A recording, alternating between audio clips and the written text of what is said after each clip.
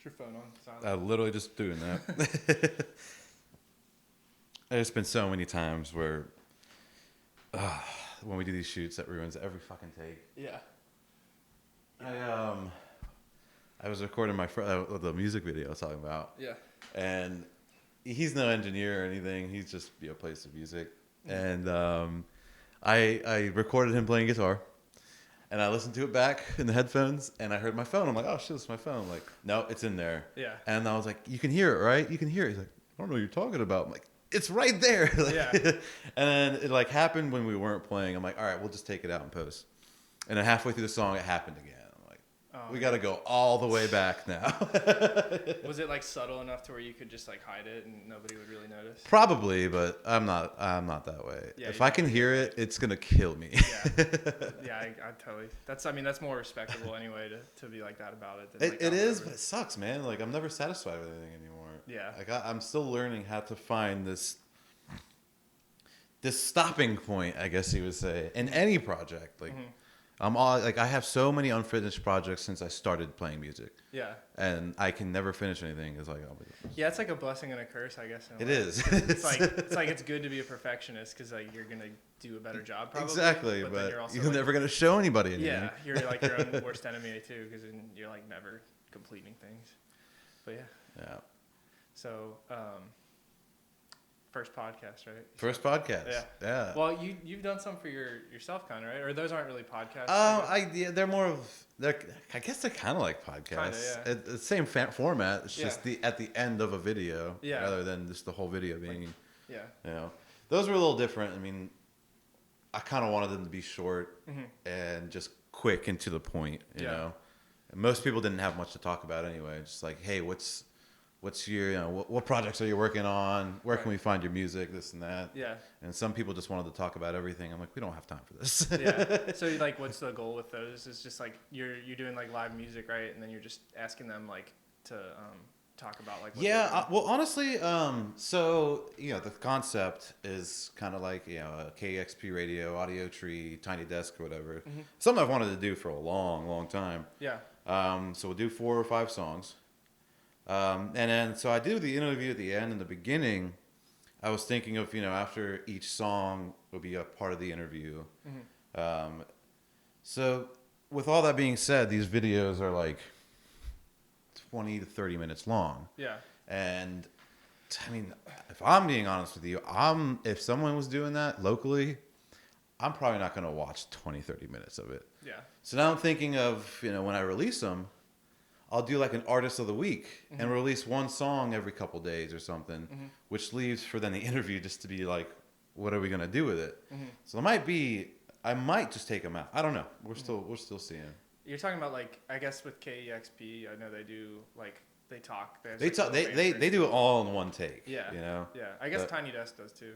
They have interview segments in there. I mean, it's more like they just the band or musician will kind of like talk to the crowd like in between songs. Oh yeah, just like little snippets in here and there. Yeah, it's not really. Yeah, and see, I don't really know that because even on Tiny Desk, they'll have like what song is when, and I'm just like, I'm just gonna fast forward to that because I want to see that. Like, yeah. I'd imagine too, like with like local, like smaller following. Exactly, like, and who's that interested in that, maybe? And a 20-30 minute video that you just scrolled upon. Yeah. And it's probably someone you know too. So yeah. So you're thinking it's like maybe more ideal just to like do the music and do the music weekly. Maybe do like the very last song we put out. Just have a couple minutes of an interview. Yeah. Maybe just see where you can find their music. Now I do have some bands that like we did a little interview and I just kept the cameras rolling, not telling anybody, and I got some really cool, fun stuff to show. So I might just sprinkle those in here and there. But the majority of just, talking with no purpose, I feel like it's just going to make the video. I mean, again, if it was one long video, it wouldn't be interesting. But if I could just sprinkle those moments in here and there, I feel like that's going to catch the crowd. Yeah. Especially if I sprinkle a little bit in after every video and be like, next video is going to be posted in a couple days. Keep up, keep in touch or whatever. Right. So, to like tell everybody watching a little bit about yourself, though, you have your own studio. Yes, Jam Spot Studio. We have been in the works for a year or two. Started with audio, The end goal was, a full production studio. So yeah, we started with audio, tried to learn as much as we can, got all the gear for audio. And then this year we dove head in to the video stuff. Started off with, starting off just trying to build content to show everybody, this is what we've been doing, Yeah. come hang out or whatever. Yeah. So yeah, just like you said, we just dove right in, learned from our mistakes. Yeah. That's the kind of hard part though, because now that I know better, I still have to edit all these older videos. Yeah. That'll probably reinforce what not to do in the future. Exactly, and you got to be very strict about it instead of just being like, oh, your camera's doing this. Sure, whatever, we'll fix it in post. You can't fix everything in post. Yeah. That's a common thing in film school students. I remember our teachers always talking about don't ever say we'll fix it in post. Just, always want to just get it right in camera and then improve it in post. Exactly. I used to think I was so cool saying that, we'll just fix it in post. Yeah. No more. Yeah, that was I remember them drilling that into our heads. Yeah. So right now we still do audio recordings. I'm working on a couple music videos for just some friends to see how far I can get with it. But we're gonna be trying to get in business. Obviously the COVID fiasco just put us way behind. We were supposed to be public this year. Once it got warm again, that's when we were gonna go and just really start working hard. And public is in you were taking this year or before going public, just shooting the content, editing it, and then you were gonna more of so we have web pages and Facebook and Instagram, but they're all private, and we were gonna showcase that hey, we are a studio now, we are established, we have LLC and this and that, and then when that shutdown first happened, everything just fizzled out. And I'm like, you know what, I'll just start working again and just keep posting my progress on my page instead of trying to grow a whole other business page. And people know what I'm doing, and then once I have the content and we're ready to actually go. So you were thinking instead of spreading yourself too thin, but a lot of instead of what we're doing now, there's just a closed off session for the band and a couple camera people, whatever. We were going to do that as an event. So because I've had shows there before.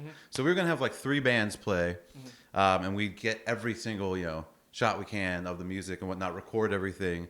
And record the crowd hanging out and whatnot. But we also have a painter section where we had artists that I already had that were going to come in, sell their paintings, maybe paint live. I got a friend that brews his own beer. We have a kegerator there. Nice. We're going to sell his beer. It's mainly a hub for any artistic person in the city to kind of showcase their stuff. So that was going to be, the format of our videos. It's this is the video of the event, But then after the virus, I couldn't really do that. So it's just all right, we'll just do what already kind of works, while we can. We still want to go to those events, but it's a good opportunity to hone your craft on video. Exactly. You can't really, exactly. on other stuff anyway. And we just got into the video this year, so if we were gonna do that with a whole crowd, kind of glad we didn't do that because now you're more prepared. And we were only gonna do 2 cameras, just a couple of them walking around. For the events. I mean, but now we get to do 5 cameras, overtop drums. Every guitarist gets their own camera. We tried to do those shots that you put a GoPro on the top of your guitar and then looking down. It did not work out. Well, so the GoPros we had, they have attachments, but they just wouldn't go on the neck. So I looked them up. You have to buy certain things for them, which is fine. But also we kind of saw what it looked like, and then on a camera that's not that, it just looks so bulky and weird, and it's what is that even doing? And, from the angle where you see the band. Exactly. And it's it's cool to have that shot every now and then, but that's not the main shot, and everything else, it just looks so weird. And it's so you just very distracting. And that's another thing that can go wrong. That's another camera that can fuck up. Right. So is there anything in particular you had in mind? Did you want to pick my brain about cameras or anything? So you seem honestly, I mean, I know when we first met, you hadn't really even hardly, I guess you'd shot a few videos, right? When we first met, I shot that one music video, which I actually thought of the other night that I showed you that. And like or with my buddy Quinn, you know Quinn? I don't think so. He played all the instruments in the video. Okay. But that was the first video I did. It's right when I got my Canon M50. Everything was on auto. Yeah. And I thought it looked so good. And I remember showing that to you, and I was so proud of myself. And now I look back on it, and I'll watch it and be like, I had no idea what I was doing. Like, I kind of cringe at watching it now. What sucks is like that's not even released yet. Yeah. It's going to get released eventually. Are you gonna release everything like in the order that you shot it? Well, that music video was actually for a client. He did 9 songs with me. And so he brought another client of mine, his dad actually, to record music, and he's like a steady client now. And I told him if he does, if you bring anything, I'll give you a free video, and I'll give you a free mix, and we just shot that video. Yeah. So that's his. Yeah. But he can't release it until all the music's ready. I mean, it is kind of ready. He's got to get kind of paid for it or whatever. Yeah. But yeah, that's not going to be released for another bit. But for the session series, what I kind of want to do, I wanted to do them all in order to kind of see the growth of everything, because we did get better, and we did change the setting, because like at first the stage was just, you could see all the insulation in the back. We didn't have those tapestries or anything. Excuse me. It just got it was just a little rough. And you saw the progression of it until the very last one, which I thought was our very best one. Yeah. So I'm thinking about releasing that one first and be like, hey, this is what we've been working on. This is, the best one we've done. It's the very last one we've done. Yeah. Now you get to see the growth of this all. Oh, so you're thinking about doing the best one first, you said? Just like maybe like one video out of it, just to see. Just to start off. Yeah. So they have a reference of, because that first one, it's pretty rough. That's not gonna give me repeat viewers. Yeah, maybe. It might. I think the biggest thing is the variety of different groups of people that I've done. Yeah. And basically, who's going to be watching them all is their fans. So I kind of infiltrated all these different genres. Yeah. So that's what I'm banking on. But then if it gets a little more popular, other people are going to start watching it that aren't, that don't know anything, that don't know these artists. And that's when I want it to be, a quality product. For sure. But, I guess I still got to start somewhere. So, definitely, yeah. I was just going to say that. I mean, you seem like you're on the right track. Try it. You got to put the work in it. Yeah, you got to start somewhere, so. The biggest thing was the audio. I want it to sound good. Yeah. And I know I can make it sound good. Yeah. And I'll be mixing some of these songs, and mixing is just a battle. It's always a battle of everything. It's a sacrifice, this for this and that. Yeah. And I don't know if this is a good or bad thing, but I'll mix the song before I do anything with the video, and I'll still have in mind like, oh, this needs tweak, this needs tweak, this needs tweak, because I just hear things, And once you put the video on, it's just like, do I even need to do anything anymore? It's just like, it's elevated it so much, rather than just like sitting in your car listening to a recorded song. You're actually seeing them play it. Yeah. So the mix of it, I don't think is that terribly important. Yeah. So you were doing all this for free so far, right? All of them for free. How many have you done? 18. I'm going to do, I think, one more for a friend of mine that I couldn't get to in time. But that's the thing. I'm so much better at it now. So he's going to get a really, really cool one. Yeah. So you've done all of them completely for free? All of them for free. I asked for donations. I got a couple donations. Yeah. Thank you to anybody who did donate. Yeah. So are they all, most of them are like multiple songs too, or all of them are? Yeah. So that was kind of the battle. I told people 3 to 5 songs, and bands were fighting me to do like 7 or 8. And I'm just like, that's so much editing. It's so much editing, and a lot of the time, this is the funny part. Everyone was so confident that they would do it in one take. Yeah. Not a single person did it in one take. Except Grant, right? Well, Grant did. Yeah, Grant did. Yeah. Shout out Grant. Yeah, shout out Grant. Thank you, Grant. Should we say Moranis Moss? Moranis Moss. Shout Thank out. you for that, my man.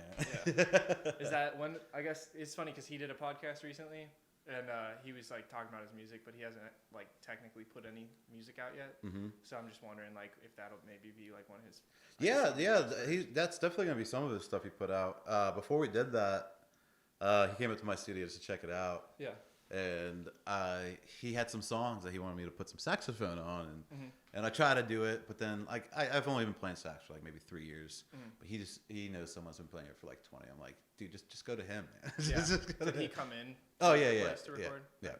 That's awesome. I love sax, man. That's something I want to add to music I'm working on a lot. Hey, man, I got you. Yeah. It's Sweet. the funnest instrument I've ever played in my life. I actually have one here. It was my dad's, and like I have never tried to play it yet, but I think I need like a reed or something. Oh yeah, definitely a reed. Yeah, that's probably a pretty important part. But like, I think like, I mean, I know he played it like somewhat recently, so I don't know if like I might need to I probably should buy a new reed regardless. Just You should buy a new mouthpiece. Yeah, exactly. And don't cheap out on the mouthpiece. Mm-hmm.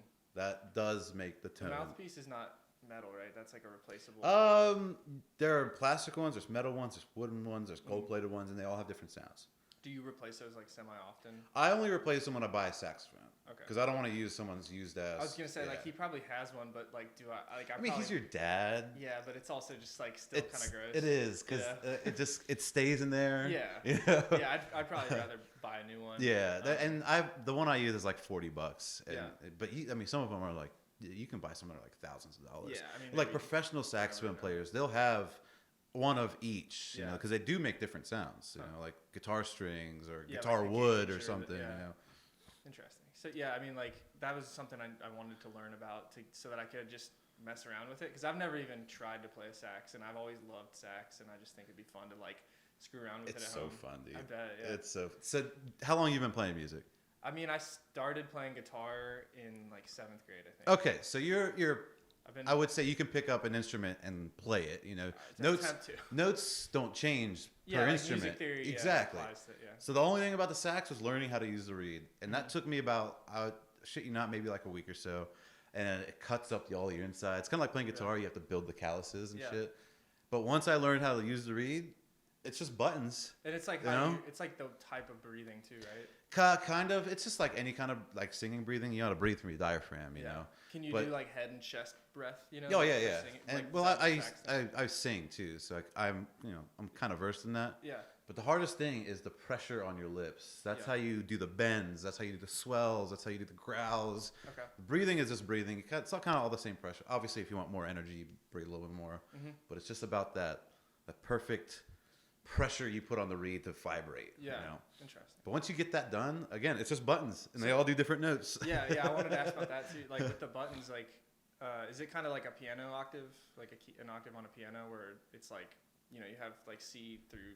See, I don't know anything about notes, which is crazy because you're engineering. And stuff. I'm really good at. I hate bragging, but I'm a pretty good musician. Yeah. Can't read a goddamn note.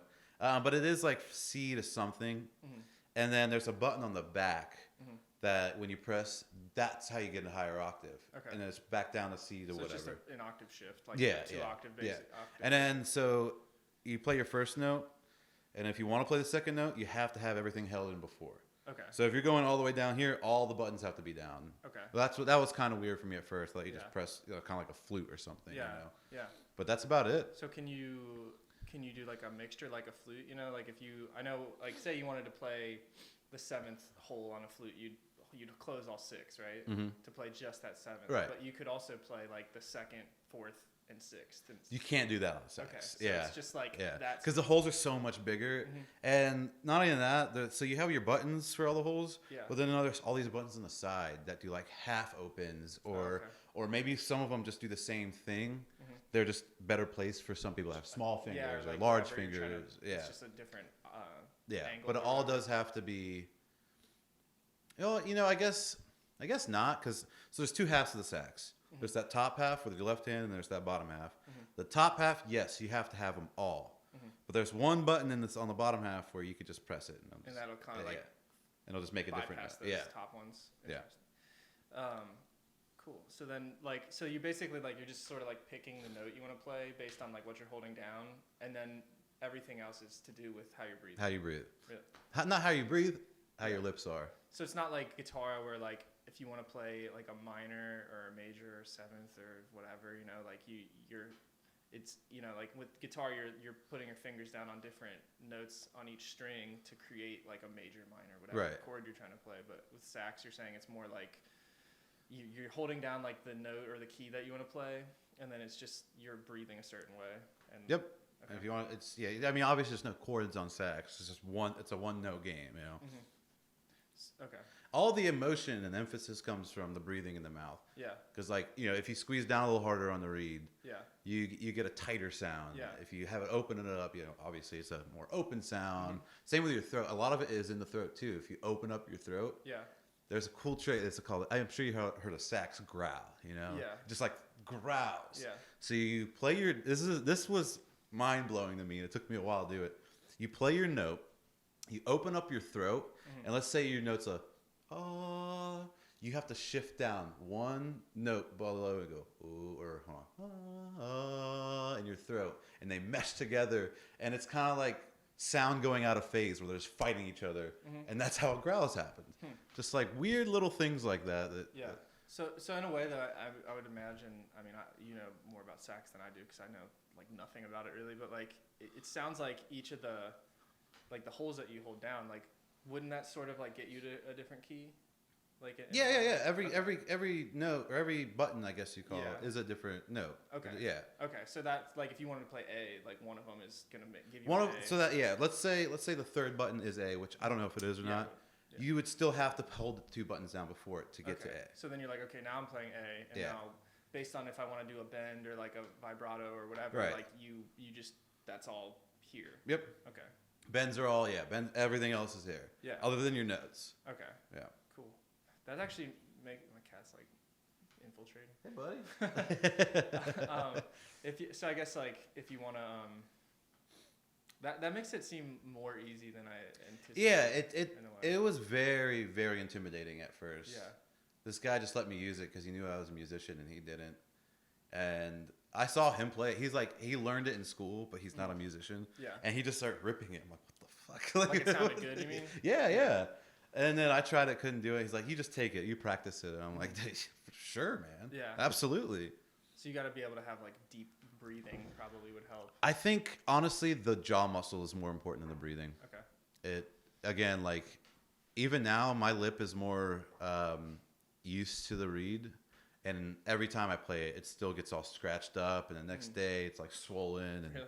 Yeah. And it's all in that jaw, and your jaw hurts. And yeah. I kind of want to let this cat out. Yeah. You're good.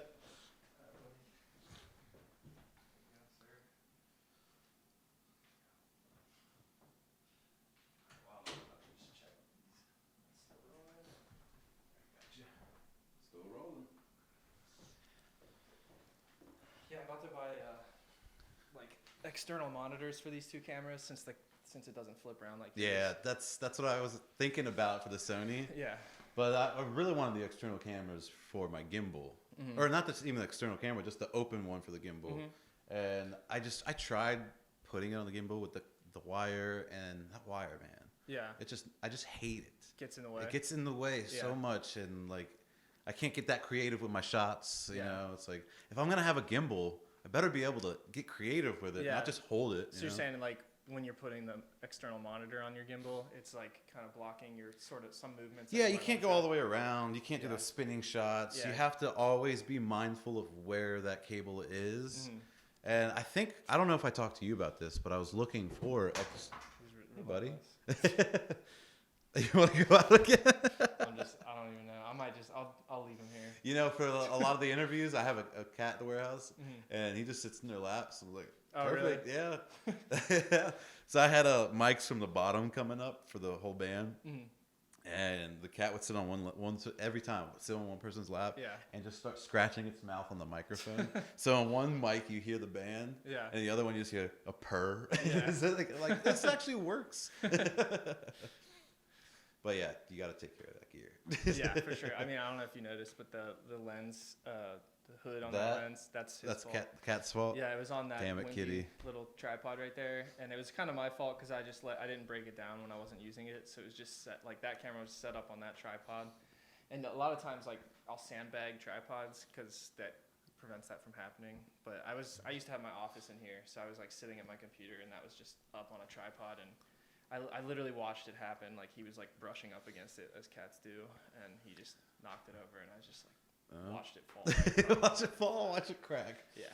Well, like that, just like you said, you luckily, learn, man. Yeah, exactly. I mean, luckily it was just like just an aesthetic damage. Didn't all right, damage then the lens crack the lens. Yeah. So How hard is it to crack a lens? I mean, depends on the lens. I'm really worried about that. Yeah, I mean, I'm usually very good with my equipment, and I rarely get equipment damage. I mean, I've been playing with cameras for a long time, but like, it happens. Yeah. So, but I've never really I've gotten scratches on lenses. I mean, back when I used to film skateboarding. That's terrifying. Yeah, like I had like a Mark II Death lens is what it's called, and it's like a super wide fisheye, and like skateboards would hit it, which Oof. like I remember getting I let my friends borrow it. Go figure.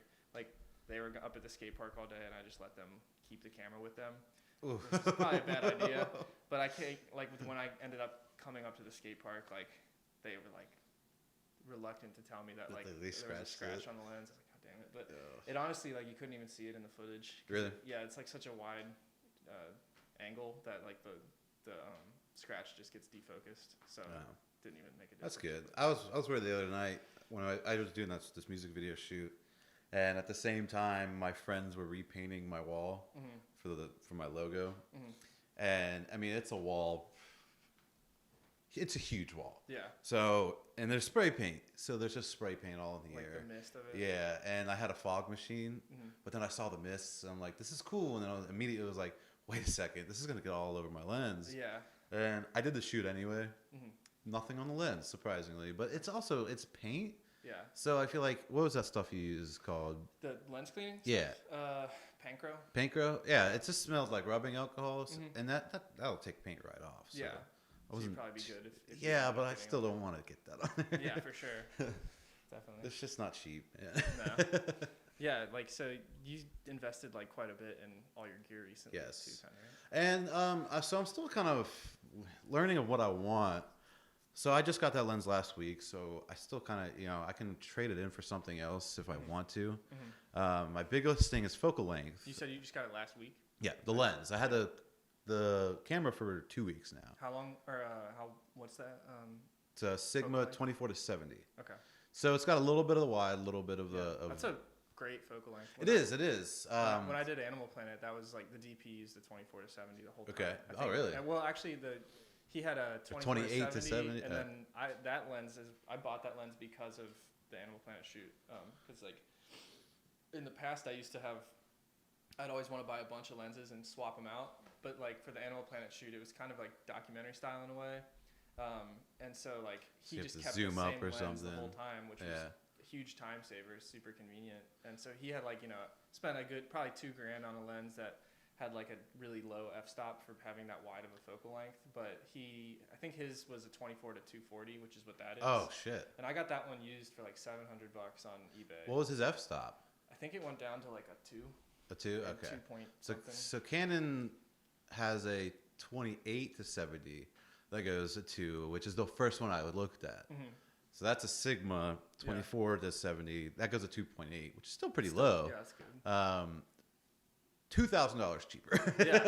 Yeah, exactly. I mean, like I bought that for $700, I think, and I mean you could get one same focal length for $2,000. Right.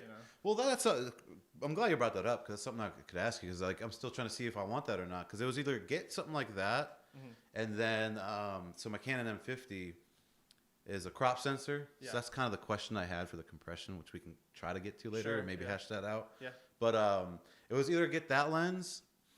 And then get a wide angle lens for the Canon M50, or I was, gonna get separate lenses so I can have a wide, so I can have a 55, so I can have a 70, which would be more expensive, obviously, but I can get a 1.4, 1.2 f-stop, which would be really cool. Yeah, definitely. So I don't know what I want. I still don't know if I want to do. I'm happy with that lens, but like I would like to get wider. I would like to get a lower, lower aperture. When I had the Canon T3i, that was like my first DSLR, and I used to be obsessed with. It's saying something right. I think it just stopped. Recording stopped. Max length. Okay, so we just gotta hit recording. Will it say max time or? Is it? Recording stopped automatically. Max recording time has been reached. Has it been 30 minutes already? Yeah, I guess so. This goes by fast. I know, right? Can you check that one? Is that still rolling? Yeah, we're at 30 minutes exactly. Yeah. Oh my god. I feel like. Yeah, like that's cool as fuck, dude. This went by quick. I know, man. We're just rolling through. Yeah, dude. All right. So, I was thinking, are we gonna be able to get an hour worth of footage? We can go for 4 hours. Yeah, for real. We have a lot we can talk about. This is part 1 of 3 or something. Right. But like, When I bought my first DSLR, it was a Canon T3i, and I was like in film school at the time, and I was obsessed with Wes Anderson, if you know who that is. Mm-hmm. Like, and he shoots a lot of really wide angle stuff. I think he usually shoots at 16 millimeters for like a good amount of stuff he shoots. So I wanted to buy like a wide angle lens and just try to like, use him as inspiration to shoot my own stuff. And there was a 11 to 16 millimeter Tokina. It's like Tokina. And I think I paid $400 for that lens. And it was like a 1.8. It was a nice lens. Oh yeah. Like 11 to 16. I mean that one stop. Yeah. That's a huge difference For sure. from 1.8 to 2.8. Like. Yeah. I mean, like, that's the lens that you could look into if you wanted to get a wide angle. Like, I loved that lens. Like, I'd still use it now. Is it a zoom? Is it one? 11 to 16. 11 to 16. So it's like a small zoom. Really? Yeah. At a 1.8? Is it a fixed 1.8? Yeah, I think. Really? Yeah.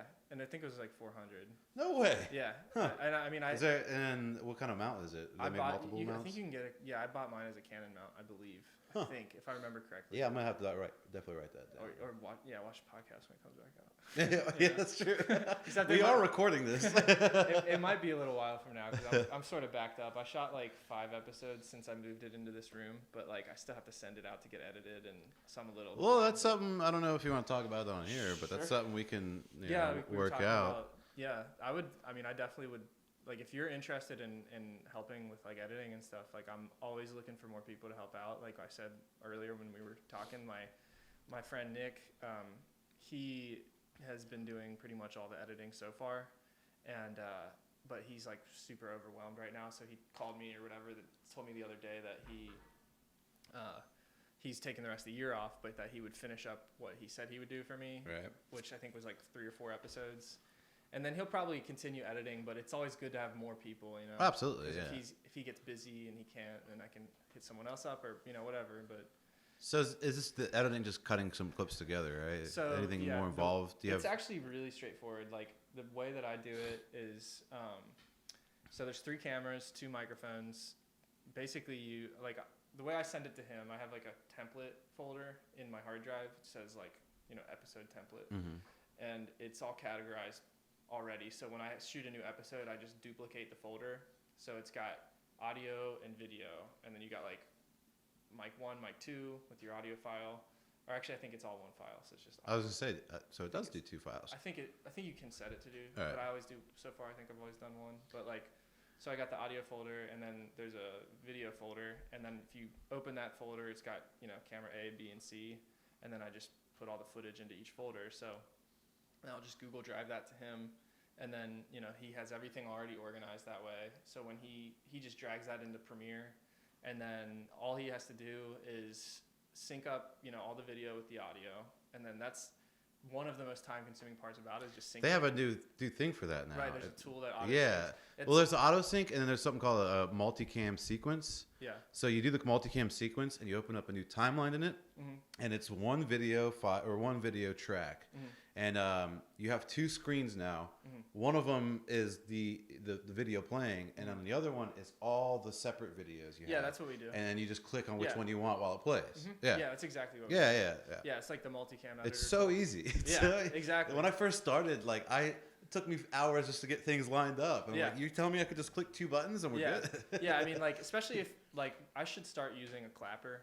I didn't think to. I have a slate in there. But, yeah, we could start using that at the beginning. I need to I was using it. I still use, what's written on it. I stopped using the clap. They're already, it's pretty easy to sync sound. It's so easy to sync sound. Just find, a word. Yeah. And honestly, I think the clap is, kind of messes things up because it hits every camera separately. Oh. You know what I'm saying? This is like any kind of sound. Why you would place a mic anywhere? The sound goes to it at a different time. Yeah. That's why you want to measure your overhead mics or something. Yeah. So the snare hits it at the same time. Yeah. Or else you have, even if it's I shoot you an inch off. Yeah. You'll have phase issues and stuff. And you can see it in the file. If you zoom up to it, the camera that's all the way in the back is, it kind of waited a little longer. I've tried.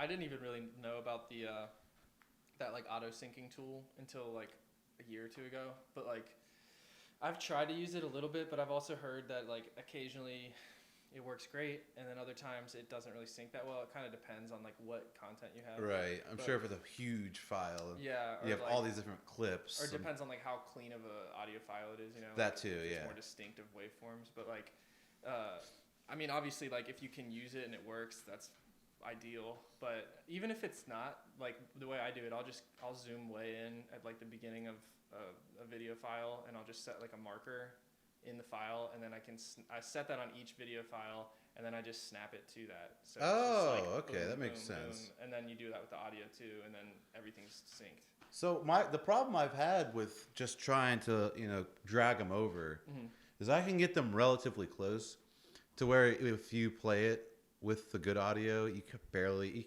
it looks right, but it's like a smidge off, and it's either because it's lined up to your frames per second, I'm assuming, or it's lined up to something, and I can only go like half a second to where it's just offset just a tiny bit. Yeah. Now, without actually using the synchronizing tool, I can't get that spot on. Yeah. Well, you should be able to shift by a single frame.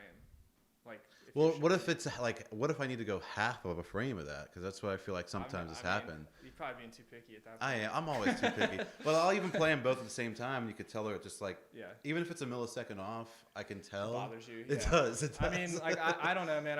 In the past, like, I've been really, really particular about stuff, and I still am to an extent. But I've like tried to train myself not to freak out about things. Yeah, like and that. I've also like worked for other people. Like I worked at an ad agency on Newport on the Levee, and that guy was like, "Just get it done." Like, like, he was always just like, "Just fucking like do it." All right, and I was cool. like, "Yeah, like I mean, he sort of taught me to not like dwell on stuff too much and be like, but it's like we were shooting like commercials for dentists. Or whatever. Yeah. So it's like they're not gonna be like artistic about exactly. it. Exactly. Yeah. They just want to get it done so they can move on to the next client. Yeah.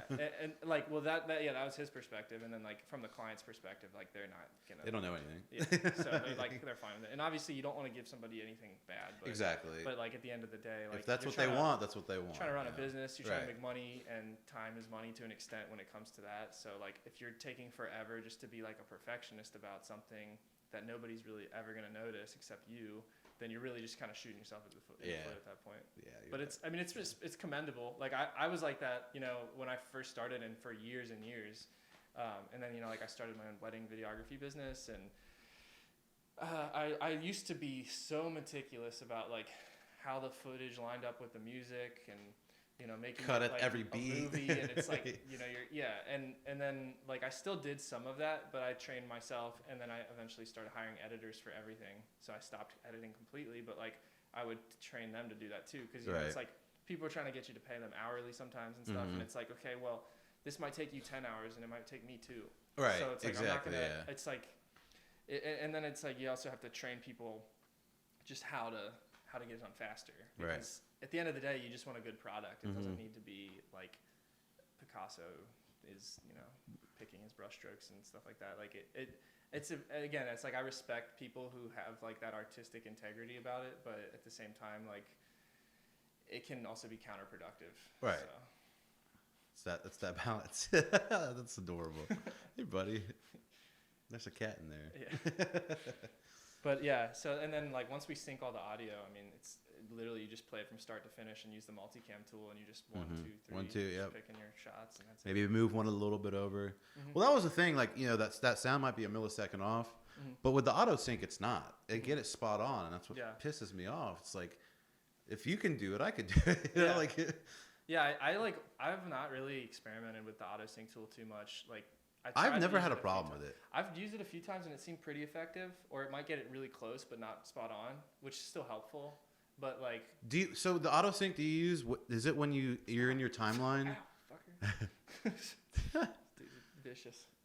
So is it when you're in your timeline and you select 2 audio clips, right click and then press synchronize? Is that the one you're talking about? I think so, yeah. Okay, there's another one where you're in your where all your files are, and you select the ones you want. And you right click and it says create multicam sequence. Oh yeah. That then it brings you this whole page of how you want your audio synced. That's the one I've had no issue with. Yeah. I have had issues with just syncing it like that. Yeah, this cat is it's got a bloodlust right now. I might have to take him out. You good? I think he's trapped. He feels trapped or something. He just wants attention. Probably. I have a feeling if I take him out, He's coming right back in. I have to like put him outside or something.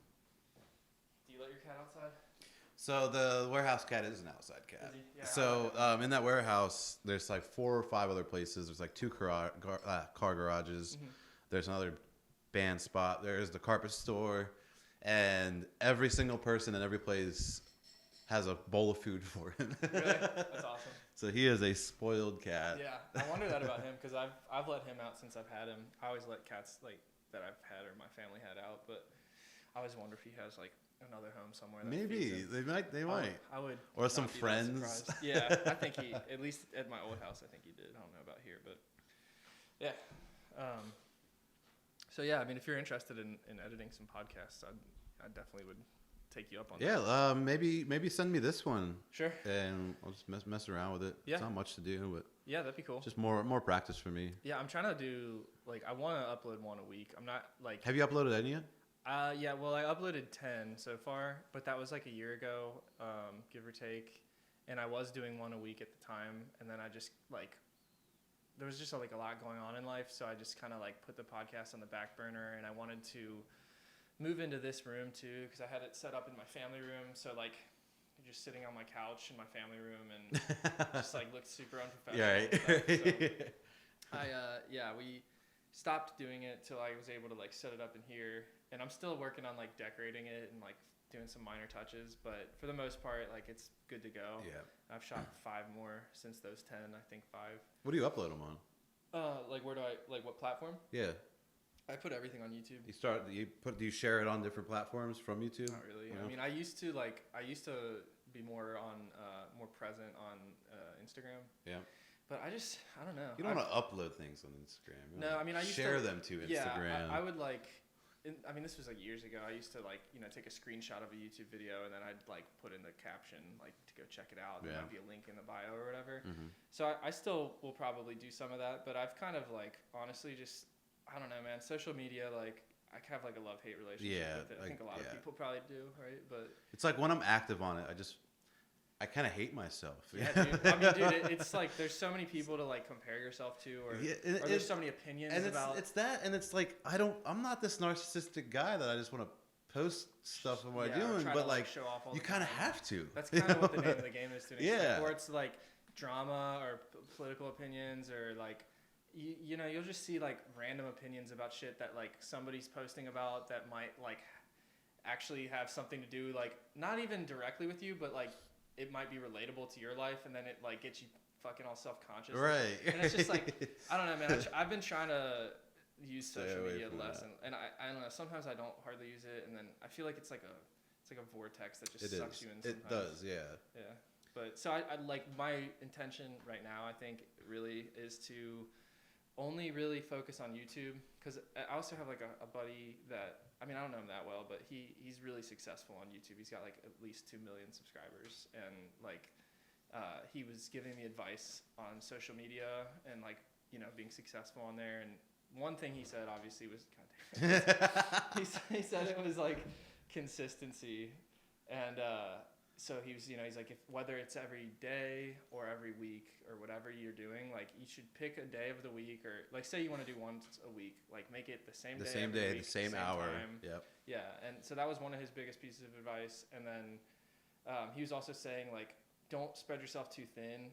Like focus on one platform and share everything from that. Well, like and just like get really good at that platform first before you try to get good at like 3 platforms at once. He's like, make it work on one, and then once you feel like you've got that down, then like branch out. Not to say like that you can't still cross promote with other platforms. Like I still plan on doing that, but focus on one. That makes a lot of sense. Yeah, YouTube's like my main focus, and the reason I chose YouTube was, I mean, there's a couple reasons. Like I've been on YouTube for like forever. Like literally since YouTube started, I've had a YouTube channel, and like I mean, I made multiple channels and changed them and stuff, but like YouTube's been like my platform of choice since it started, before they had ads on YouTube. Literally. The good old days. Yeah, I have some very embarrassing videos that I posted on YouTube. Me too.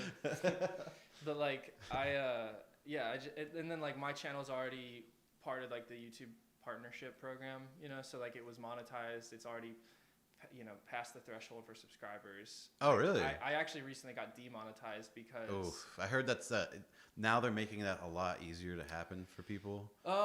It seems like they're more on it. Like if Yeah. you fall below the threshold, like I didn't get demonetized because of any content I put out. I just got demonetized because of my watch time. So like I think it's 250,000 minutes of watch time in a year is the threshold. Oh, really? Yeah, which I mean, even now, like I literally have hardly posted in the past like 2 years, and my watch time is still like 130,000 minutes a year, which is pretty good for hardly posting. And then like I figure, for one, I'm not just doing it for the money. Like even when I was monetized, I barely made any money on it. But it's great exposure. Like I've made very good money on promoting my printing business. Like for a while there, I was doing one vlog a week. I started a concept to try to give it a theme to make it seem more like a show. So I called it The Startup Life, and it was about starting your own business, but it was more specific since obviously like I have a specific business. Right. I encouraged like talking about just a business in general, but it was more focused on my printing business. But like I tried when I started that. I did uploads every Wednesday at like 3 or 5, or I experimented a little bit with the time and what I thought might be the best time. But that seemed to be really effective, and it definitely brought me a lot of customers. So how long did it take for you to build a following from that video? I mean, honestly, or that video series. The second video of that series is my most viewed video on my entire really? channel. Yeah, and it's funny because like it's one of the like least effort videos.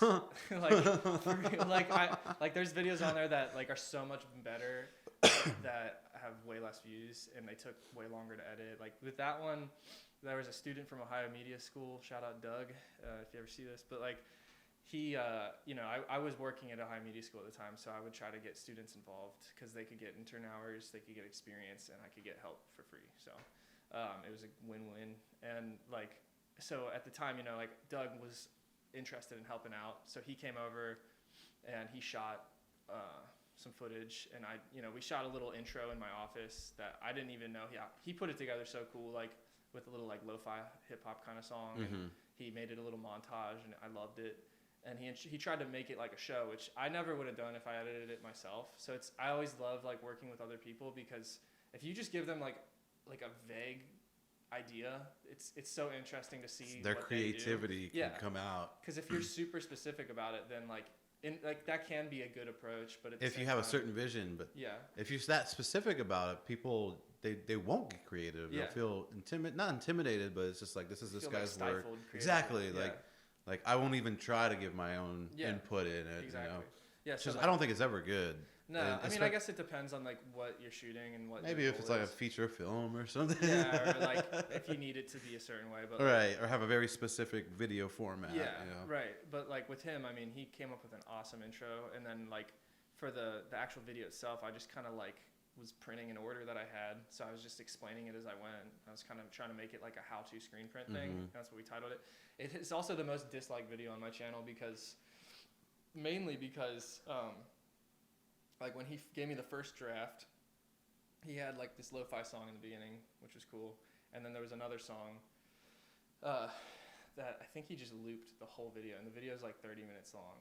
So it's just like the same song for like 30 minutes. And then I was like, make sure this isn't copywritten. So he tried to find a song that wasn't, and then it ended up getting claimed like 3 times. And I fought it every time, like in the back end of YouTube, and I got it relinquished each time. But there were still like gaps in the monetization where like I was making X amount of money off it, and then it just is like nothing, and then it comes back, but it's all good. I mean, but yeah, it was just like such a basic edit, and it got, I mean, right now it has almost like 100,000 views, which is great for me. Yeah. And but like, that was getting traction right away, because I knew there was a market for people who want to learn about screen printing. Oh yeah, that's what I was absolutely doing. Like I used to spend all kinds of time on YouTube just learning about printing so that I could apply it to become do that as a living.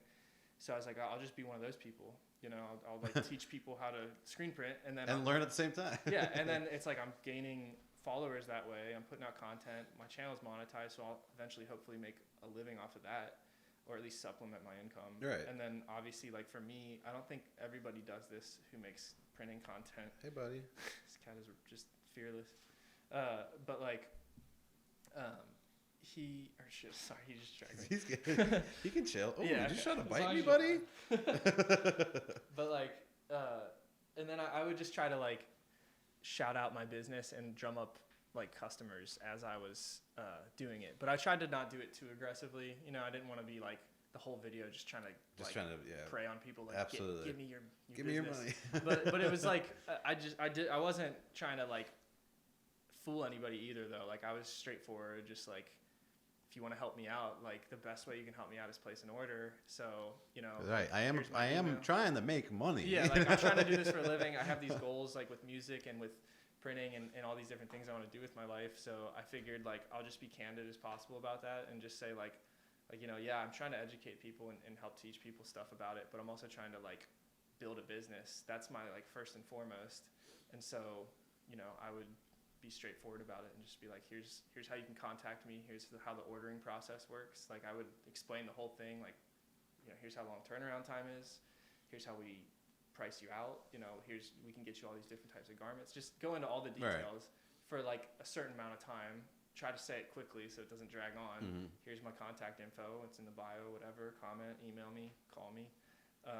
And then I'd get back to like, here's what I'm doing today. Right. And now watch me do what I'm going to do for you. Yeah. And then it's like, they get to see like the owner of the business. Right. Like they get to kind of get to know you personally in a way. And then they're also seeing you're like actually doing your job and they can see the quality of what you're making and you're passionate about it. Yeah. I mean, you're making a video for it. Like, right. How many print people are doing that? Yeah, you know? Exactly. So it honestly was a really, really, really great tool for me to market my business. Like I like there's a guy I just emailed today who is a customer of mine from YouTube, and I haven't even really been using YouTube to promote my business lately. And I mean, he reached out to me within the past couple months. You know, like every so often I'll just get an email out of the blue. Like I just signed a contract with Ricoma to work with them as a YouTube influencer. And they're sending me an embroidery machine, which, you know, is valuable. It's like $10,000 Hell yeah. machine, you know, and it's like they're sending me a machine to promote on my channel. And, you know, like like I could take it so much farther. Like if I was putting way more effort into YouTube, I'm sure there'd be more opportunities that I've already received. So, and some of my best customers ever have been through YouTube that still order with me today, or like, you know, maybe they haven't in a while, but we're still in communication and stuff. So. I actually had a really weird one like that. I got a random Facebook message from this older guy, and he was like, "Hey man, I'm an Uber driver, and I drove this guy home, and he was talking about how you made a music video for him." He's like, "I'd like to try one," and I'm like, "I don't know about this." This is it's really flattering, but like he looked like he couldn't spell right, I was like, but it was just really weird. It was like, the word of mouth is a real thing, you know. Like, oh, definitely, dude. Word of mouth, like, is, in my opinion, it's the most powerful form of marketing out there. I mean, there. honestly, you know, YouTube clicks are essentially kind of a word of mouth, you know. Yeah, I mean, like, I've never paid for advertising in the like 5 or 6 years. See, I know people who have paid for advertising, and like they paid so much they have millions of views on their pages, but they've gotten nowhere. Yeah. Nowhere whatsoever, and they keep buying views. Like, they keep buying views. Yeah. Well, it's like, what's more important? Like it's like you're trying to show off in a exactly. way. It's like, exactly. oh, like, look how many views I have. It's like, that's cool. Like, look how many dollars I made on this, like that I can actually use to live. Look how many fans I actually have. Like, yeah. It's like I don't know. Some of that stuff is just a lot of people don't see that, and they'll be like, oh yeah, like, you know, your friend has this many X amount of views, like you need to get on his level. Like, too and caught like, up on it. Yeah, it's like, do you really know what he's doing? Yeah, like, it's like I'm more interested in like the like, content, real success. Exactly. You know? Like, not like just like numbers that don't really right. Anyone can buy views. Yeah. Anyone can make a quick video and anyone can make it look like they have a lot of views. But right.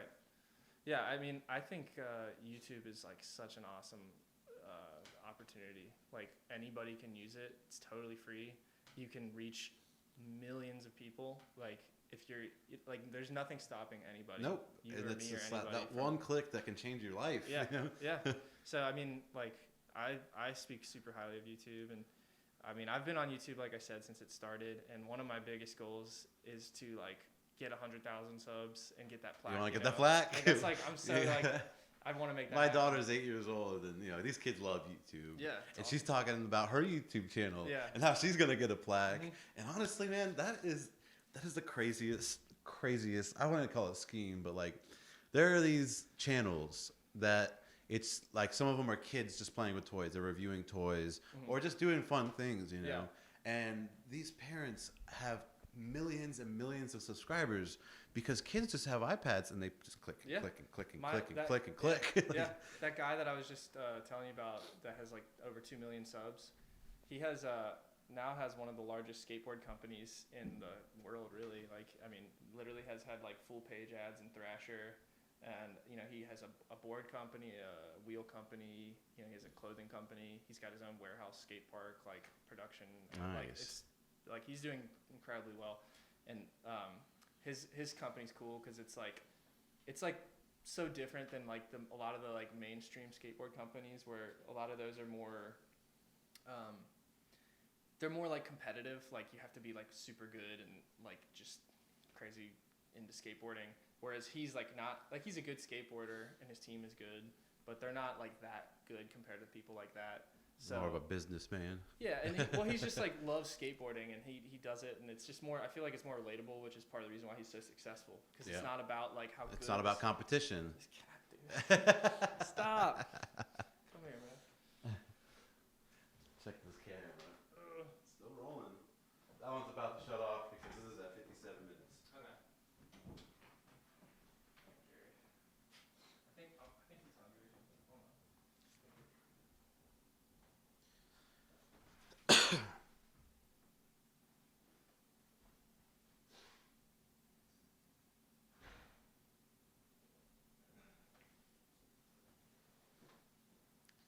Might as well just cut that Yeah.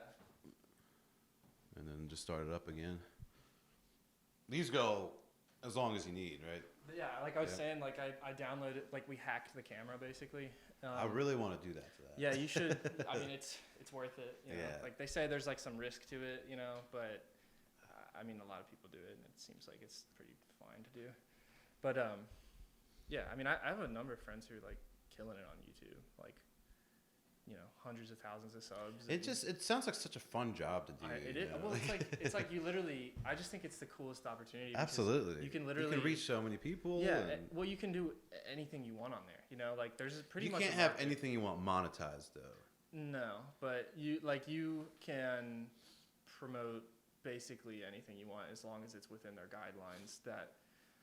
So you can make any kind of like living if you do it successfully, like whatever you're interested in, you can make that happen, which I think is just so cool.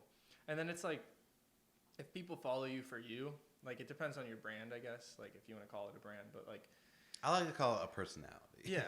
Like whatever it is that you're like promoting on there, it's like one of the cool things I think about YouTube is that like if somebody your followers, they're following because of you in large part. It depends. Absolutely. Like unless you're not like if it's not, you're not the face of your YouTube channel, if you're just putting out music, for example, or not even. It's hard to. I get what you're saying. It's like you can branch off into all kinds of stuff. Absolutely, yeah. And then people still support it because they just support you. Exactly, yeah. and like that's why I call it personality, especially like with the shoots we're doing. Everyone wanted to get it so perfect and whatnot, and I was like, "This is a live video. You want the personality to show out. Yeah. That's what's going to get people interested. Right. It's just all about that that screen presence. Yeah. Like, you can't be boring. Right. I know so many people who are like reluctant, like they want to be on YouTube, but they don't want to do it until everything's right. It's like, dude, just put shit out there. Like, that's your personality. That's what people are gonna want. Yeah, like there's people who have channels who put out like very like poorly made stuff, but it's just interesting, or their personalities, or whatever. Right. And they do really well. Like you could film a video with your cell phone and it could get millions of views. Right. Like a lot of like these famous vloggers, they just have a really cheap camera, the shakiest camera I've ever seen. Yeah, or literally their cell phone. Right, and they have millions and millions of views on every single thing they post. Yeah. Because they're fun personalities. Right. And then it's like take Jake Paul, for example. Like that dude just had that fight last weekend on the Mike Tyson undercard. He started, like doing vlogs. Well, he started on Vine, but then he did vlogs. And he was on. Now he's a fighter. Yeah, he's a fighter now. He's got like He's got all the opportunities in the world. Super successful. He can do whatever he wants at this point. Yeah, more or less. I mean, he has made millions and millions of dollars on merchandise. He's made. He's doing music now, and I'm not saying like he is like a great guy. Oh yeah, no. But it's just an example of what you can accomplish with YouTube. Yeah, it's like the guy has pursued like multiple interests of his, and he's doing them all successfully from a financial standpoint. He might not be a world-class boxer or a world-class musician or a decent person. Yeah, at that point. but he's still like able to use his platform and his following to basically do whatever he wants for a living. Exactly. Like if he wants to be a fighter, he could be a fighter. Yeah. If he wants to be a musician, he could be a musician. Yeah. Even if it's not good, he can still do it. And the thing is, I mean, he's so rich that he can really like invest in the stuff that he's doing too. They make it nice quality. Yeah, like best studio you can find. Yeah, like ghostwriters that are great or whatever he's doing, And same with boxing. Like he's been training with literal world champions that are like training him. And, he does spar with like world class dudes, but like obviously he couldn't go fight one of them for real and win probably. But you never know. But he can make a quick buck off of it. Yeah, and I mean, there's so many other YouTubers as examples, but yeah, man, YouTube is so cool for that reason. Like I want to put out music. I've put out some music and like some print related stuff. I want to eventually put out some merchandise and like with the podcast, like I can promote my merchandise. I can promote the music and other stuff. I can also cross promote with people. Like you're coming on, so like potentially like people that are interested in what you're doing will watch this, and then they might vice versa. Yeah, absolutely. And then it's like you were saying with the live music that you're doing, like you're working with a wide variety of people, and their friends are going to be watching. Yeah, exactly. Yeah. And it's like the same kind of concept with the podcast, where like I plan on having all kinds of different guests on. And in this podcast, for example, I could share it to my friends. And my whole group of friends is on your page. Yeah. It's just like everything feeds into each other, and like. That's the coolest thing if you learn how to work without this whole competition stigma that's going on, especially with music. Like, I feel like Cincinnati could have a really, really good music scene if it wasn't for this, like, especially in studios, this competition. Yeah, there's a lot of, like, I feel like there's a lot of clickiness. Yes, yeah. Which I try to avoid at all costs. We could be a great music city. Yeah. We can get on the map if we just all work together just a little bit. I think there's definitely, like, a lot of people here that have a lot of talent. There is, absolutely. And, I mean, some of them are already, like, pretty successful. I think that's the problem with having such a small city. Like, everyone knows everything about everybody. Yeah. I feel like you just got to try to like overlook that or whatever, because I feel like I've tried to network with musicians for years with like hopes of, I don't know, there's a number of reasons, like playing with them or, in years to come, maybe I can get them in and record them or do some live videos. Kind of like, honestly, like what you're doing is so much similar to what I wanted to do and still in a way want to do. Like it's very, very, very, very similar, which I think is awesome because try to dip your hand in everything. Yeah. And make it a one-stop shop. Like, for example, I did a music video for someone. I also did his recording. I'm also going to mix it. I'm also going to master it. You just typically have to go to 4 different places to do all that. Right, yeah. And then one-stop shop. Like add merch, And add merch, And it's just like, I mean, I think I've met people locally who are like way more cliquey about it, and it's like very opinionated and they only want these artists and stuff. Yeah, it's like there is actually another group of people that I heard doing these kinds of videos that I'm doing, but they literally, what I've heard from them, they only get like the 4 group of friends that they have, and they're the only ones that are allowed to be on this video. And at first it was great, but now no one watches it because it's all the same people, and it's like I'm doing everything from hip hop to country, like bluegrass to fucking hardcore music and everything in between, bringing everything together. Yeah, I mean that's like a good recipe for success, I think, because you're not especially as a musician too, like you're keeping the door open, like you're not limiting yourself to like one type of person, right. The more people I think the more open-minded you are and the more open you are to like just working with anybody, like the more opportunities are going to come your way. If you're just only interested in working with like one genre of music or whatever, like one group of people, then like you're only going to get so far. I mean, how far is that group doing already, Yeah. I mean, like when I first got into printing, I was like, I just want to print for like artists and like musicians, and like I soon found out that was like a really hard way to make money because they don't have musicians are broke. Yeah, and so are artists. So I was like, okay, like that was a cool idea. I'd still love to print for people like that, you know, when they have the money to do it and actually want to do it. But I eventually was like, screw it, I'm just gonna print for anybody, you know, because I started getting like small orders for local businesses and things like that, and then I soon realized that if I wanted to actually make a living doing that I'd have to. You have to do weddings. You have to do all that. That's what I'm learning too. Like that's why I said I'm having, you know, the Jam Spot Studio is that creative side, and I'm trying to do my own thing for like business promotion and doing like minute clips for, you know, promoting a business. My cousin taught me. He makes a living off of doing that. Yeah. Like, and then it's like, I mean, if you do that well enough, then eventually like you're gonna have money in the bank. You're gonna have like all this gear and all this like word of mouth and reputation behind you. And then like, I mean, this is kind of what I'm hoping eventually is like, you know, maybe one day this podcast will be really successful and the print business will be doing its thing, and like I'll be better with music and the channel will be larger and then merge it all together. And then it's like you can focus more too at that point, I think, on like what you're actually more interested in. Right. You know, like I won't have to be as like, you know, the saying beggars can't be choosers. It's like I can't just like choose everybody that I'm going to work with because I can't really afford to. Like I have to like work with what I can get, and I appreciate it all too. That's not even to say like, you know, I'm happy to print for like a plumber, you know, or an HVAC company or whatever. Like I appreciate every opportunity I get, but like ideally, you know, if I was at a different point, like maybe I would just focus more on music or just focus on like more of the passionate stuff, and maybe have other people do the printing, or maybe the, you know, the clients that are the plumbers or whatnot. Yeah, you know? Yeah, exactly. So that's kind of like the hope with this for me, but again, it's like being more open-minded helps. To get there faster. Absolutely. You know? Keeping your options open. Yeah. Really looking over at what you're doing, learning from what you've done. Right. Totally. So, you got any questions about the gold record? The gold record? Oh, shit, yeah. Yeah, man. What's up with the gold record? It's fake. You brought it up and you dropped it down. Yeah, I've been debating about like trolling people with it because it looks pretty convincing, right? But now that I'm looking at it. If I didn't say that, I don't know. Would you have noticed? No, not at all. Okay. No. Because I don't know. I kind of want to just like for my own personal entertainment, just like trick people into thinking I have a real gold record. It was like, so that was an actual record that my dad cut when he was younger. He was in like a bluegrass band, and they cut like a vinyl. So he had like, I don't know, 100 vinyls or however many. And for Christmas, I think it was like maybe 4 years ago, my mom and I took it and we tried to make it look like a gold record.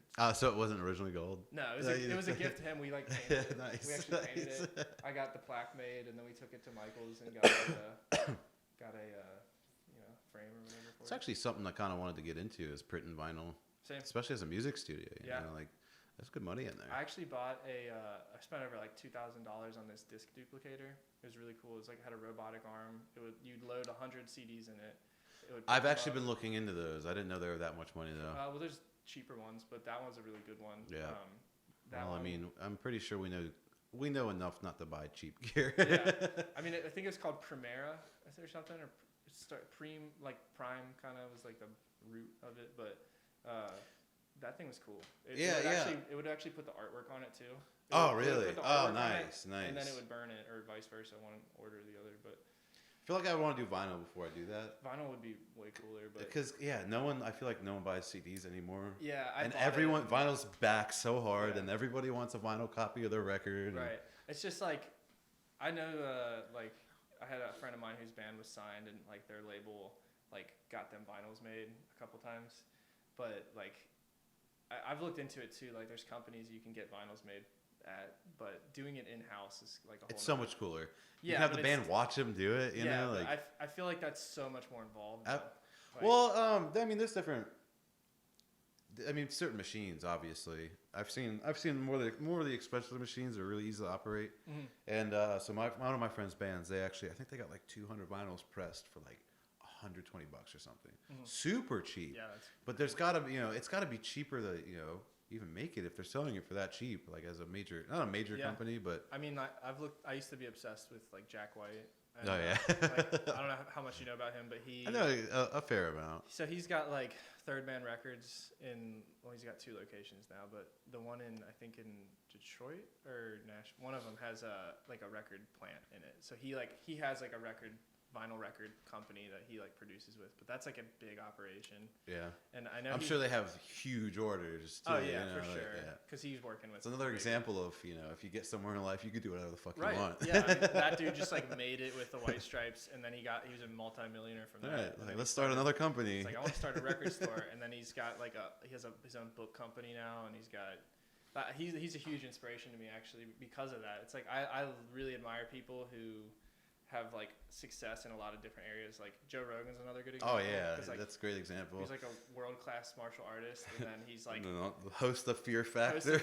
He's like a successful stand-up comedian. Yeah, got, like, the biggest podcast. He commentates UFC. Like I love seeing people who like aren't just like doing one thing. And that's actually a good example of someone that's actually really good at everything he does. Yeah. Like watching him on, Fear Factor, you wouldn't think this guy's a hilarious comedian. No. And then you watch his comedy, it's like, wow, you spent a lot of time on this, Like, plus, like, the success of his podcast, and, like, before all that, he was, like, a really good martial artist, too. Right. So he just dives into stuff. And that's, like, Jack White's kind of the same way, like, super successful musician. And then, he's got a merch operation. He's got a vinyl operation. He's got a record store. Like, he produces films and shit. Like, so actually, I heard of this vinyl. I think I don't know if you're familiar with Wolfpack. What is it? There's a band called. It might be the wrong band. They're called Wolfpack. They're actually one of my favorite bands. Mm-hmm. But again, I don't know if this is them or not. But I love and hate this idea. But they do these vinyl presses. And the vinyl they use is super thin, and it's like this limited run where they do like secret albums, and it's so thin that once you play through it once, it scratches it so deep that you can never hear it again. Wow. That's interesting. That's kind of cool, but also at the same time, it's like fuck you, man. Yeah. It's like, do you ever even want to play it? Because they only released that album on discs like that too. Yeah. It's like you can't find that album anywhere. Oh, really? It's like so they get to sell it for so much money. Yeah. That's interesting. I still don't know how I feel about that. Have you ever looked into like producing your own vinyls or? Yeah, I mean that's what I'm trying to look for a machine to do that because again, being a music studio, if I have that option's getting used. I've looked into it before. Like, he's back. I heard him. Hey Gary, but like, I've looked into to like equipment for making vinyls before, and couldn't really find like what I was looking for. Honestly. Yeah, I was the same way. There was like 4 different things that I was looking at that all looked different. Yeah. At all different price points. I did talk to someone that knows a lot about it, and he steered me a certain way, but I think we were like drunk or something, and that information is gone now. You could probably call, like when I was getting into printing, I had to do a lot of research. I'm watching the track. I did a lot of research on, like I'd call other screen printing businesses and stuff like that, and I would just pick people's brains like for hours over the phone or go to trade shows or whatever. But I'm sure you could do the same thing if you wanted to get into producing your own. I do, I absolutely do. It's just take it one step at a time for now. For sure. Maybe find a place I can use in the winter. Yeah, I would even consider like just outsourcing it. Like for now, find a company that's cheap and then just. Put your markup on it and resell it. Maybe like a local company too. Be like, hey, if you send me artists too, we can collaborate. Yeah, if there is, I don't even know of any local companies that do that. Yeah, I don't know. I think there is. Yeah. Because I'm not sure that friend I was talking about in that band. I don't know. I think they got their vinyls locally. I'm not too sure. There's got to be somewhere around here though. I would think there's somewhere, but I don't know. But I'm sure the internet's way cheaper. Yeah, you could, I've looked into like getting some made because that's something I really wanted to do at one point too. So I haven't gotten into vinyl that much because of like, I really can't afford another music habit. Right. So like I have like a couple vinyls and I have a really nice. I got a deck from this fucking a yard sale next door, and I was like, how much is that? I didn't even know if it worked or not. They're like, oh, we'll sell it for $10. And I looked it up, and it's from the '60s, and it's worth like thousands. Tape vinyl? No, it's just a record player. Oh. Yeah. I think one of the belts are messed up. I looked it up. It's from like the 60s. Nice. It's worth a lot of money. Wow. And like that's where I get a lot of my stuff. Yard sales. Yeah. And pawn shops. Yeah. But not major pawn shops. Yeah. Mom and pop pawn shops. Right. That's where because like. They don't know. Actually, no. Sorry, that's actually backwards. Okay. Kind of backwards. So like Cash America and those major places. Yeah. For musical equipment, they don't look up how much it's worth. Oh, really? So I bought 2 flutes from the same Cash America. They wanted $25 for them both. They were Yamaha intermediate flutes that were like $2,000 used. So I went back and got the other one. Yeah. So if I want musical instruments, that's where I go. But for everything else, mom and pop. Yeah, I've gotten a couple cool finds at like yard sales and pawn shops, but honestly, I kind of wish I did that more often because it's kind of fun. It is fun. It really is. Actually, before I left early because Yeah. there is a pawn shop down the street from here. Yeah. That I've never been in there actually. I've bought lots of mics from them. Really? Yeah, I got this. Last one I got was like a $200. It was an AKG condenser mic. Nice. I got it for $60. That's like a great mic, right? AKG. I know AKG. It's okay. AKG's a great brand. It's just like a middle of the road condenser. I use it for some things. I mean, how much is it like worth? Do you think? $200 used. Okay. I got it for 60. Nice. Yeah. Have you seen that like stuffed like tiger in the front that they have there? Thought about buying it before. Oh yeah, I have. Yeah, it's what's like a mountain lion or something. Or yeah. it's like I don't know. I remember actually. I used to go to antique stores all the time. Yeah. And there's one on Reading that has a stuffed lion. Yeah. Like a full size lion, and like it's like a taxidermy. It's like lion. from like its ass is where I'm hanging, and its head is like half like past your head. Yeah, like I never realized how big the lion was. Like they have like it's like a white. I don't know if it's not a lion or I don't know what it is exactly, but it's like a pretty big cat. And it's, I just thought it'd be cool, like in the podcast. Oh yeah. Like, just have it sitting right here or something. Yeah. But I don't know. I have a feeling it's probably super expensive. Yeah. Is it real? You know? I've never even been in there. I just drive by it all the time. We're talking about the same one, like. It's literally like right down the street. Yeah, across from Wendy's. Yeah. Yeah. Yeah, they had some really cool stuff. They had a lot of music gear they were just giving away. It looks like it's kind of big. I haven't been in. It's not that big. It's probably from honestly like here, probably like halfway to that whole if you're looking Oh, really? Okay. Honestly, their main seller is guns. Yeah. But there is a whole rack of just music gear, cameras, and stuff like that. Yeah, I need to go check that place out. There's a lot of like little. Yeah, they were closed when I went there. I was really disappointed. Yeah.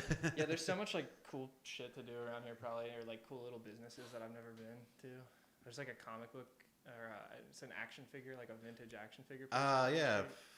I think I went there when I was really young one time. Yeah, I've never been, but I drive by it like all the time. I've heard that place is really cool. You know, here is actually there's a place called Babo's down the street. The shawarma place. Shawarma, yeah. Is that place good? I just had it for the first time like a month ago. Is it good? It's good, yeah. Really? Yeah. Are you a big shawarma guy? No. I'm Middle Eastern, so I'm very. I mean, very I was particular. happy with it. If I get some like seasoned fries and like a good gyro or whatever, like I'm happy. I'm not. I might hit it up on the way home if they're still open. It was really like reasonably priced. Oh yeah, it's not open. It's 10:30. 10:30. We can wrap it up if you want to. Yeah. I mean, I'm good on time. I don't care. Yeah, I mean. We can wrap it up. We can do this again. I mean, yeah, we can make it like we obviously have a lot to talk about. Yeah, for sure. I mean, honestly, like I could keep going. I could too. I told my buddy I'd meet him like around 10:30. So. Oh, okay, yeah, we can wrap up. Yeah. But yeah, man, I really appreciate you like coming out here. Yeah, dude, I had a blast, man. We can schedule something again next week for sure. If you want. Yeah, I would. Love maybe I can start bringing some gear in next week too. Yeah, that's cool. What all do you want to bring? So definitely, I can the mics and whatnot. We can put that all in a bin that I have. Mm-hmm. The biggest thing is the interface. Mm-hmm. How big is that? Probably like this big. Like as wide as the table, roughly. Yeah, okay. Maybe like this big. Okay. But again, I'll bring my studio the monitor stand, so you have a little bit more room. Yeah. I would like to bring my amp. Yeah, I mean, you're like I just want to go over that because I don't want to clutter it too much. But At the same time, I just that way if I know what you want to bring, I can kind of get like visualize what all. So that would be the stuff just to operate the studio. Yeah. Now I was just gonna ask. I have these PA speakers that I've spent so much money on. How much did you spend on? Or if you don't want to. Well, no, I don't mind. No, I don't mind. I actually got a pretty good deal on them. Yeah. It's two 12-inch speakers and a sub. Mm-hmm. I got them for like $2,000. They're worth $4,000 or $5,000. I've wanted these speakers all of my life, and I finally found them for. That's how much they cost total, like. Total, I got them all for $2,000. Yeah. Okay. Which is for PA speakers, that's a lot of money. Like, oh, dude, yeah, you can get a PA for super cheap. I have like 2 wireless PAs in there that like before I bought those, I had a super shitty cheap PA that I got at like Guitar Center or something for like less, like maybe $200. Yeah, you can get a cheap one. These are the best speakers you can find. Those were like way more expensive, but they're still not that expensive. Yeah. They're okay, but no, I was thinking maybe like, I mean, we don't need to use those, but I'm just trying to get them out of the cold. Yeah. Like, do you think I could maybe put them in that? Well, I also have like a 3rd floor.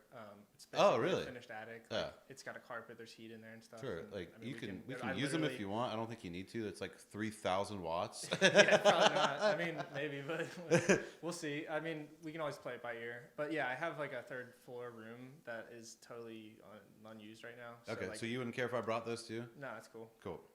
But yeah, I mean, like as far as like what you want to use in here, so pretty much it would just be the interface, and then again I'll bring a bin for my mics and PA cables stand and like amp, guitar amp or something. I don't have stands for the PA.